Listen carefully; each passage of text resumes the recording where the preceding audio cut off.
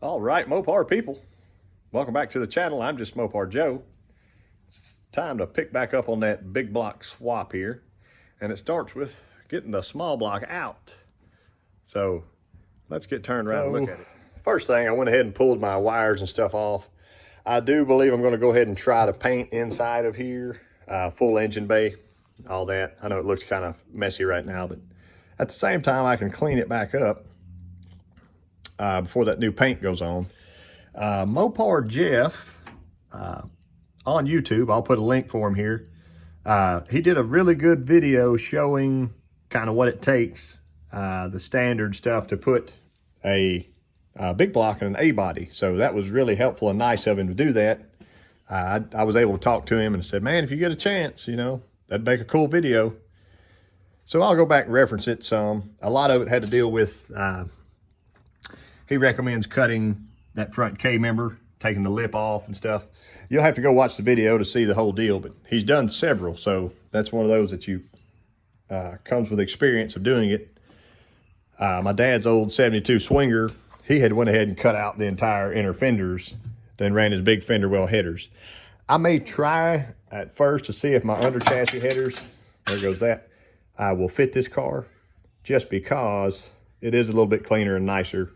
They're the same size tube diameter also, so that helps. So they're the same size as the fender wells that I have. You see from the dyno, I had a new set of the fire cores and lost two that had actually got burned up on the header. So I'm glad I brought the other extras, but other than that, this one's sitting here. It wants to go in at some point soon.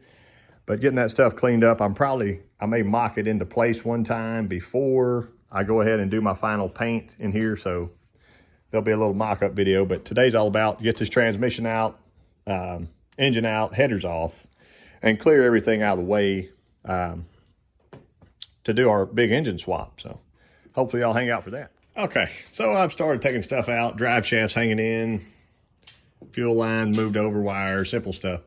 What I wanted to do was take my handy dandy tape measure and just go from that header flange. We can get an eyeball on that. And I know it doesn't super matter, but just for fun, I would call that 6 inches right there. So flange that side, 4 1/4,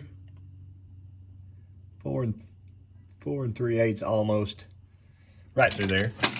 And then center line of my crankshaft, I'm gonna throw a socket on there just real quick. So I'm gonna find my center line of that crankshaft from that frame rail to that frame rail. And you can see how rough my K-member looks. I think this will be a perfect time to pop it out, sandblast the crap out of it. Really get some, it probably is packed full of funk. I may could save 5 pounds just by cleaning this dude up. So that'll be a good opportunity. Let me grab my socket. Going to the edge of my left side, straight across. It looks almost exactly like 14 1/2. So that's where the crank is centered there. And I would call that, tighten her up a little, 15 1/2. So there goes the socket. A little bit of bias that way, but that's understandable. I know a lot of these cars, I've always heard Mopar engines and transmissions were a little bit crooked, and that way the drive shaft would, the U-joints would have a little bit of flex to them instead of everything being perfect. The rear end centered, where Fords would have the rear end off and the engine centered. So y'all let me know if that's right or not, but let me pop this dude out of here. You see that bolt halfway hanging out there?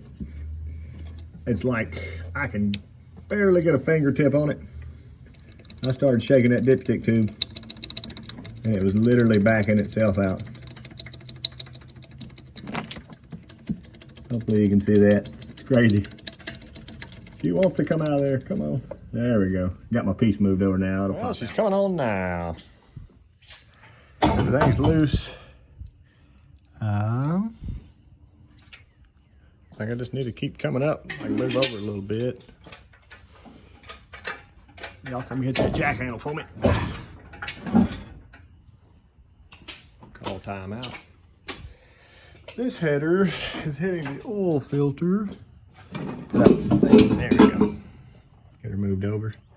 I've got that engine mount out. I'll probably pop my coil off the wall. It won't take just a second. Kind of a goofy place to mount it anyway. But it worked. So I'll show you in just a second.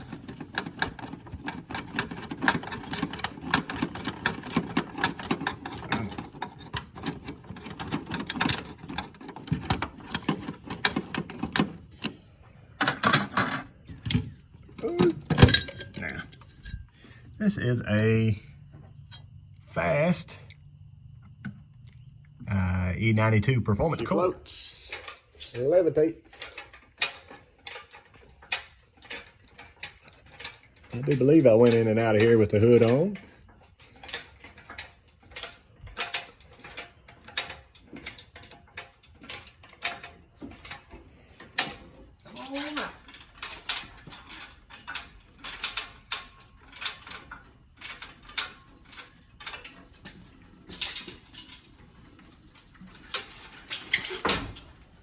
Ready?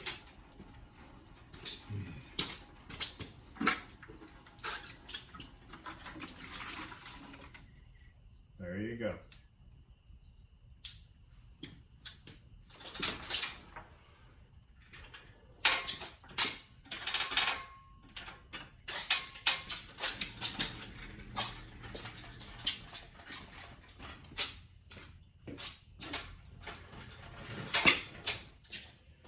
Bring her down.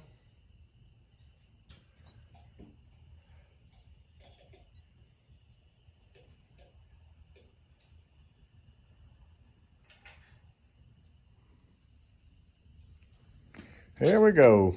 She's setting out real nicely. And now we have all this room for activities.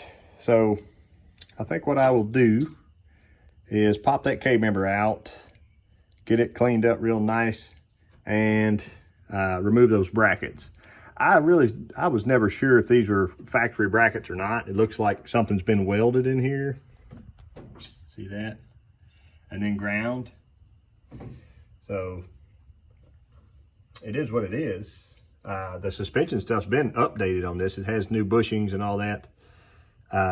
Idler arm, tie rods.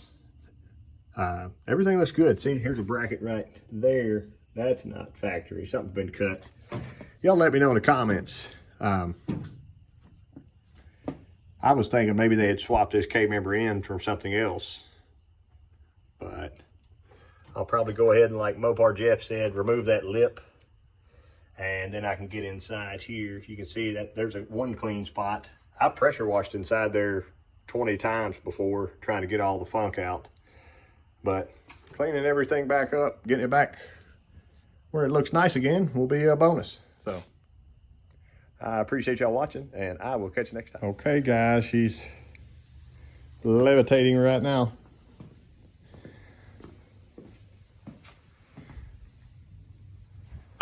What's it gonna be?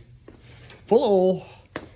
I know that flywheel's heavier than it needs to be, but she's just hanging out here.